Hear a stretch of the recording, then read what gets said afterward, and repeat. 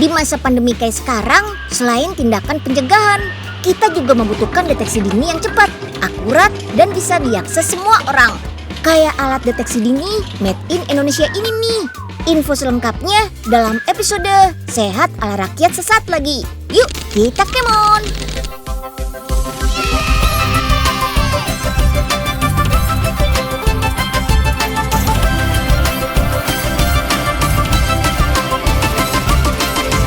Si Unyil, yuk kita kemon! Teman-teman pasti sudah akrab ya dengan istilah rapid test. Rapid test adalah tes awal yang dilakukan oleh petugas medis untuk menemukan infeksi virus corona. Alat rapid test bisa digunakan tanpa alat bantu dan memberikan hasil yang cepat dan akurat. Ya, mirip-mirip alat tes kehamilan gitu deh. Unyil mau tunjukin nih pembuatan dan cara kerja dari alat uji cepat COVID-19 Made in Indonesia ini. Yuk, kita kemon! Agar bisa mendeteksi infeksi virus dengan akurat, kita siapkan dulu nih kartu ujinya. Bukan sekedar kartu ya, karena kartu ini mengandung senyawa kimia. Oke lanjut, cairan konjugat emas berwarna ungu disemprotkan secara memanjang pada konjugat pad, lalu disimpan dalam kelembapan kurang dari 30% semalaman. Di bagian kartu uji ini terdapat kontrol line untuk menunjukkan alat ini bisa berjalan dengan baik, dan tes line untuk menunjukkan hasil positif atau negatif. Kemon, satukan lembaran konjugat pad yang sudah didiamkan 1 malam dengan kartu ujinya. Lalu yang paling bawah adalah sampel pad, tempat untuk meneteskan sampel darah. Oke deh, sekarang potong kartu uji menjadi strip. Strip kartu ini kemudian dimasukkan ke dalam kaset.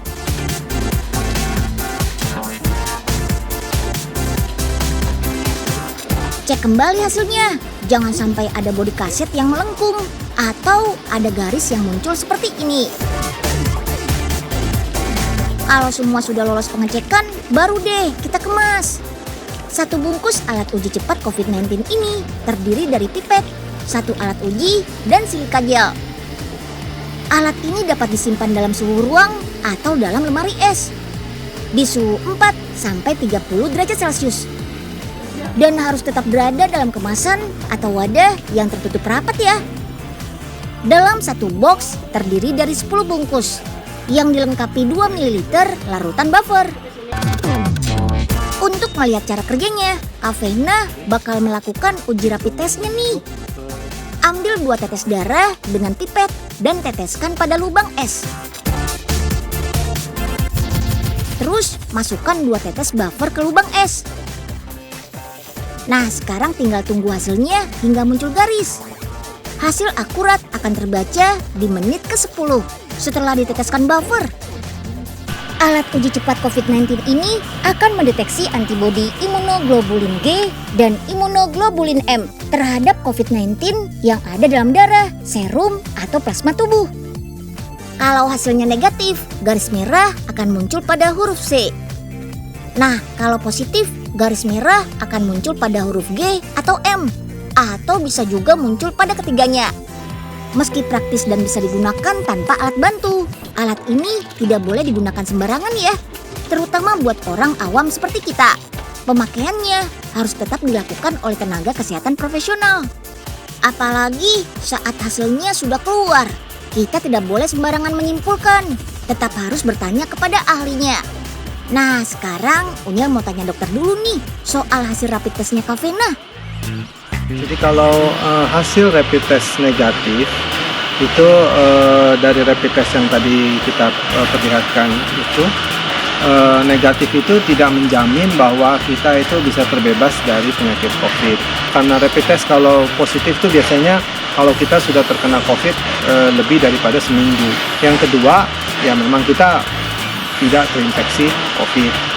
Tapi kalau kita tidak terinfeksi COVID, baik kita terinfeksi maupun tidak terinfeksi COVID, tetap kita harus menjaga aturan pencegahan seperti biasa, yaitu menjaga jarak, lalu memakai masker setiap kali pergi dan berhubungan dengan orang, dan cuci tangan yang sering ya. Nah, teman-teman, diingat ya, kalau hasil rapid test COVID-19 ini belum menjadi penentu apakah kita terinfeksi COVID-19 atau tidak. Karena rapid test ini hanya proses screening atau penyaringan awal. Untuk mendiagnosis seseorang terinfeksi COVID-19, harus dilanjutkan dengan pemeriksaan swab dari sampel lendir hidung atau tenggorokan. Kalaupun setelah tes hasilnya negatif, kita tetap harus terus menjalankan aturan kesehatan. Apalagi saat sedang melakukan aktivitas di luar rumah. Oke?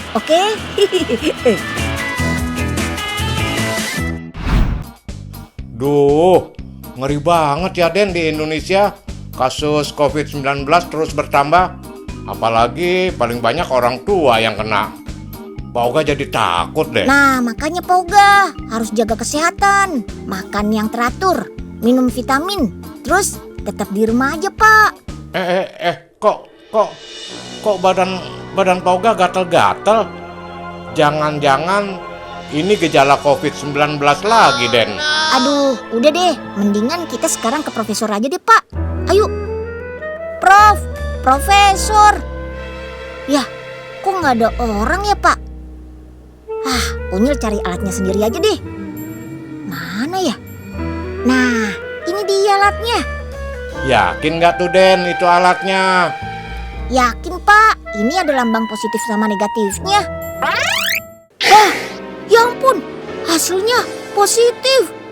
Aduh, gimana nih? Aduh, Oga takut, Den. Loh. Ya ampun, ini kan bukan alat tes COVID, Nyil. Terus ini alat apa, Prof? Ini alat tes kehamilan, tapi masih uji coba juga sih. Aduh, lega deh Oga. Tapi kok positif ya? Waduh.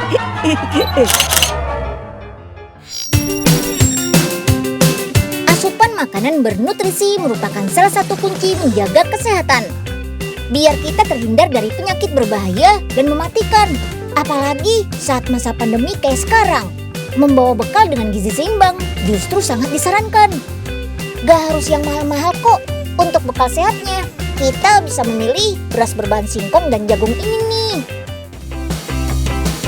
Singkong memiliki segudang manfaat yang baik untuk tubuh loh. Nutrisinya mampu menurunkan kadar kolesterol pada tubuh sebagai pemicu penyakit jantung. Sebagai produsen singkong terbesar di tanah air, Lampung berinovasi dengan membuat beras sehat ini. Cara pengolahan beras sehat ini sedikit berbeda ya dengan beras padi. Untuk mencucinya, cukup dialiri air sebentar saja, lalu tiriskan. Jika dimasak menggunakan penanak nasi elektrik, masak airnya terlebih dahulu. Soalnya beras sehat ini memang agak sensitif karena terbuat dari tepung. Bentuknya akan mudah hancur jika terlalu lama terkena air. Jika air sudah mendidih, baru deh beras sehatnya dimasukkan dan dimasak hingga matang. Diamkan sekitar 10 menit hingga tanak ya. Dan aduk nasinya. Sedangkan untuk pemasakan manual, beras tidak perlu diaron atau dimasak setengah matang. Kukus langsung dalam panci berisi air panas. Lalu sirami beras dengan air setiap 15 menit sekali, selama 3 kali. Digunakan sebagai pengganti nasi putih. Nasi sehat dari Pati ini dapat dinikmati dengan berbagai olahan. Mau dimakan dengan lauk, bisa. Dibuat jadi olahan bubur, juga bisa. Apalagi diolah jadi makanan favorit Unyil, sushi. Beuh, makin nikmat deh. Singkong dan jagung yang akan diolah menjadi beras sehat sebelumnya diproses terlebih dahulu menjadi tepung. Tepung tapioka banyak mengandung nutrisi dan zat besi yang dibutuhkan oleh tubuh untuk menghasilkan sel darah baru serta melancarkan sirkulasi darah. Sedangkan tepung jagung mengandung antioksidan yang dapat menjaga kesehatan jantung. Wah, perpaduan yang baik untuk tubuh kan? Mantap! Masukkan semua bahan baku ke dalam mesin mixing. Campur dengan air juga, karena tepung butuh kelembapan agar saling mengikat satu sama lain. Proses mixing butuh waktu sekitar 20 menit. Setelah tercampur, bahan baku harus di-steam pada suhu 60 derajat Celcius agar terjadi proses pergelatinasi.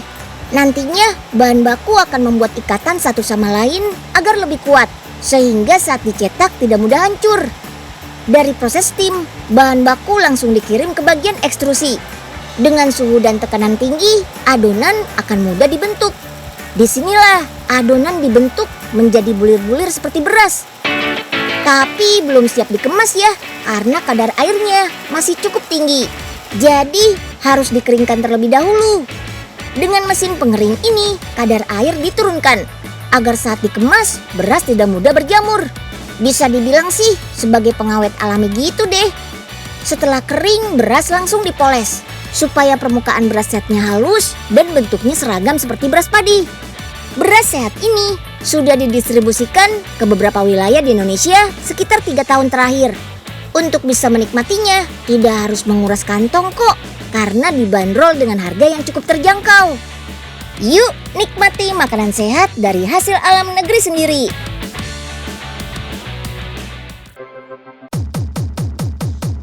Selain alat deteksi dini, fasilitas kesehatan yang mumpuni juga sangat dibutuhkan dalam memerangi penyakit berbahaya dan mematikan. Apalagi buat penyakit kayak COVID-19 yang membutuhkan ruang observasi dan karantina. Makanya nih, pemerintah Indonesia membangun rumah sakit darurat COVID-19 di Pulau Galang, Batam dalam waktu 8 hari saja loh. Wih, cepet banget kan? Di balik pembangunannya yang secepat kilat, ada teknologi konstruksi modern yang dipakai. Namanya teknologi konstruksi modular. Teknologi modular ini adalah salah satu metode konstruksi yang sedang tren di dunia, di mana pelaksanaan semua pekerjaan dilakukan di luar lokasi pembangunannya. Jadi, panel-panel dan komponen lainnya sudah dibuat di pabrik.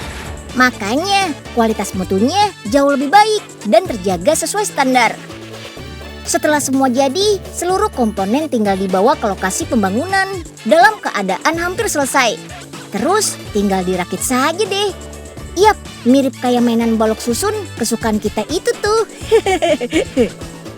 Untuk membangun rumah sakit COVID-19 berlantai 2 ini, dibutuhkan total 372 unit panel modular yang dikirim dari pabrik melalui jalur laut dan udara.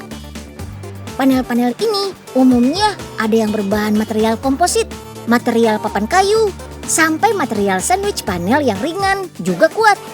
Pemilihan material juga bisa disesuaikan, tergantung kebutuhannya.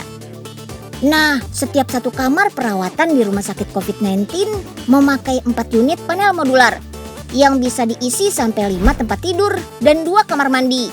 Jadi, rumah sakit ini mampu menampung 360 pasien. Total pengerjaan rumah sakit darurat COVID-19 ini hanya berlangsung selama 8 hari saja, dimulai sejak tanggal 20 Maret sampai dengan 28 Maret 2020. Wih, cepet banget kan? Inilah yang jadi keunggulan metode konstruksi modular. Waktu pembangunannya jauh lebih cepat, bisa sampai 40% dibanding metode pembangunan konvensional. Biaya pengerjaannya pun jauh lebih efisien. Oh iya teman-teman, ternyata konsep modular seperti ini sudah pernah digunakan dari zaman dulu loh. Kalau di Indonesia sendiri bisa dilihat dari pembangunan Candi Borobudur dan Candi Prambanan. Konsep modular terlihat dari Candi Borobudur yang dibangun menggunakan 60.000 meter kubik batu yang terdiri dari 504 patung Buddha, 72 stupa terawang, stupa utama, dan 2.672 panel relief modular. Teknologi konstruksi modular Candi Prambanan juga terlihat dari keberadaan 3 candi Trimurti, 2 wahana candi, 2 candi apit, 4 candi kelir, 4 candi patok, dan 224 candi tambahan. Gak cuma buat bikin rumah sakit saja, teknologi modular juga sudah diterapkan loh untuk konstruksi bangunan lain, seperti kios-kios kayak gini. Keren banget kan? Kedepannya, teknologi ini juga bisa diaplikasikan untuk pembangunan rumah tinggal sampai gedung bertingkat. Desain yang fleksibel dan bisa disesuaikan dengan kebutuhan, membuat konstruksi modular seperti ini cocok di berbagai lingkungan, termasuk untuk saudara-saudara kita yang masih berada di daerah tertinggal atau di lokasi yang sedang tertimpa bencana. Jadi bisa deh dibuatkan tempat tinggal sementara yang pastinya lebih cepat dan layak. Prinsip modular seperti ini adalah tren teknologi konstruksi masa depan. Dan kita sudah bisa memproduksinya sendiri loh. Jadi nggak harus impor-impor lagi. Mantap!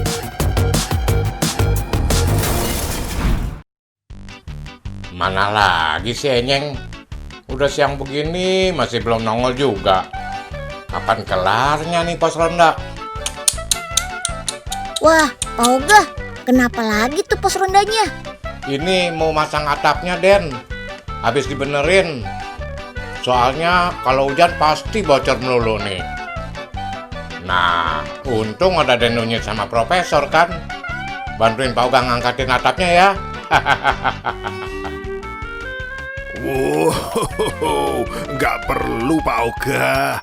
Kebetulan nih, cobain sarung tangan robot yang canggih ini aja. Sekali pakai, bisa ngangkat barang seberat apapun. Wih, canggih Prof. Boleh dong Oga cobain. Ayo, coba aja Pak Oga.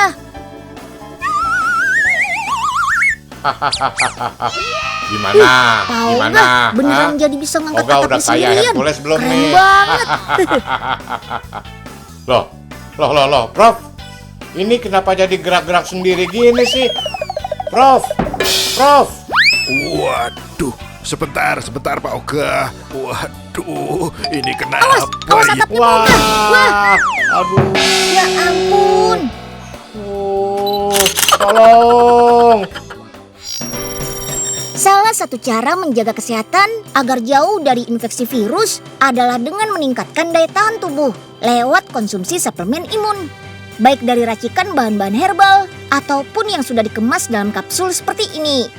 Nah, buat yang enggan untuk mengkonsumsi suplemen atau obat-obatan dalam kemasan kapsul karena kehalalannya, tenang, sekarang sudah ada cangkang kapsul dari rumput laut yang terbukti halal karena tidak menggunakan gelatin yang berasal dari hewan. Berawal dari penelitian di Universitas Airlangga, cangkang kapsul rumput laut sekarang sudah diproduksi secara massal loh. Wah, kita nggak perlu bergantung sama cangkang kapsul impor deh ya. Yuk, kita kemon. Pertama kita siapkan dulu ya bahan-bahannya. Lalu masukkan air ke dalam tangki. Baru deh kita campurkan bahan utamanya. Ada ekstrak rumput laut yang disebut karagenan. Ekstrak ini diperoleh dari rumput laut jenis kotoni yang banyak dibudidaya di garis pantai Indonesia. Selain karagenan, pati singkong juga dipakai sebagai pengikat bahan lain. Kalau sudah, tinggal kita aduk deh sambil dipanaskan selama 2 jam pada suhu 100 derajat Celcius. Larutan karagenan yang sudah dimasak tadi dimasukkan ke dalam mesin melalui tangki ini. Proses selanjutnya, cetakan akan dicelupkan di larutan tadi. Ada 2 jenis cetakan, satu untuk badan kapsul dan satu lagi untuk kepala atau penutup kapsulnya. Setelah dicelup, cetakan akan didinginkan dengan conveyor melalui mesin pengering. Proses pengeringan memakan waktu 2 jam loh. Harus benar-benar kering. Kalau enggak, cangkang kapsulnya bisa rusak ketika dipisahkan. Kalau sudah kering, mesin ini akan secara otomatis memisahkan cangkang kapsul dari cetakannya. Kemudian kapsul-kapsul ini akan dimasukkan ke mesin pemotong agar ukuran kapsulnya sama. Kebutuhan cangkang kapsul di Indonesia mencapai 6 miliar butir per tahunnya loh. Sedangkan 1 miliar butir masih harus diimpor dari luar negeri. Makanya pabrik yang berlokasi di kampus Universitas Airlangga Surabaya ini diharapkan bisa memasok kebutuhan kapsul dalam negeri. Setelah semua terpotong rata, kapsul-kapsul ini akan disalurkan melalui pipa ke mesin fitting. Mesin ini akan menggabungkan badan kapsul dan penutupnya secara otomatis. Dan terakhir, kita sortir deh. Pastikan semua kapsul sudah terpasang semua dan tidak ada yang rusak. Tenang, nyortirnya juga sudah otomatis kok. Pakai mesin ini nih. Dalam 1 jam bisa memproses hingga 125.000 kapsul. Jika dikembangkan dengan serius, bukan tidak mungkin loh jika cangkang kapsul rumput laut ini bisa berjaya di negeri sendiri. Nah, nggak cuma dijadikan cangkang kapsul saja nih, rumput laut alias alga juga bisa dibuat jadi plester luka. Katanya, plester alga ini mampu menyembuhkan luka lebih cepat daripada plester biasa. Keren. Plester luka ini diolah dari jenis alga coklat. Wah, siapa sangka ya, alga coklat yang seringnya cuma diolah jadi sayuran mengandung ekstrak yang ampuh untuk mengobati luka. Kita lihat cara bikinnya. Yuk, kita kemon.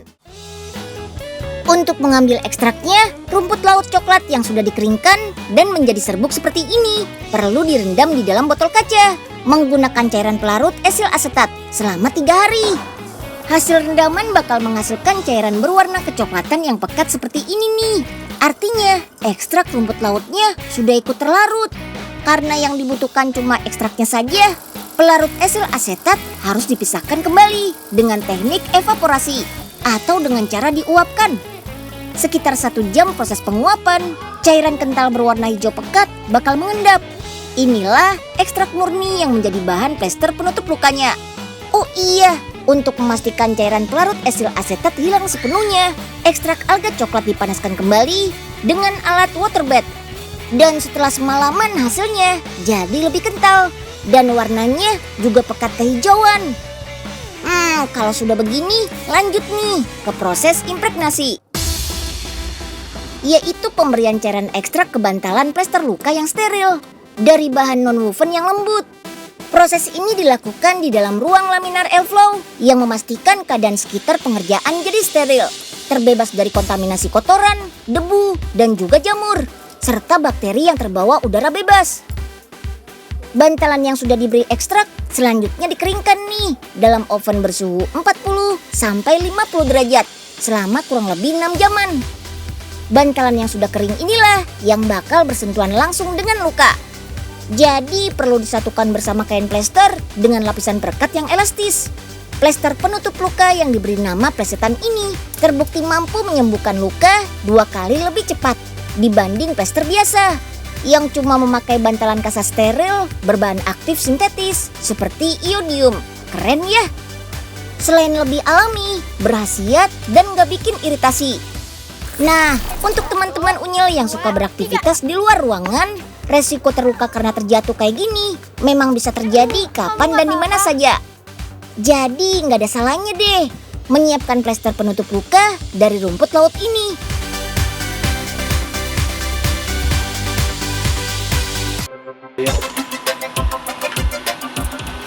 Semoga dengan serangkaian inovasi keren karya anak bangsa ini, penanganan penyakit berbahaya dan mematikan di Indonesia semakin cepat ya. Kualitas kesehatan rakyatnya juga semakin membaik. Cuma inovasi keren tanpa kedisiplinan kita nggak bakal berarti apa-apa, terutama saat menghadapi pandemi kayak sekarang. Jadi ingat ya untuk selalu patuh terhadap protokol kesehatan, biar virusnya cepat pergi. Nah, kalau sekarang unyil dulu nih yang pergi. Sampai jumpa besok. Si unyil kecuma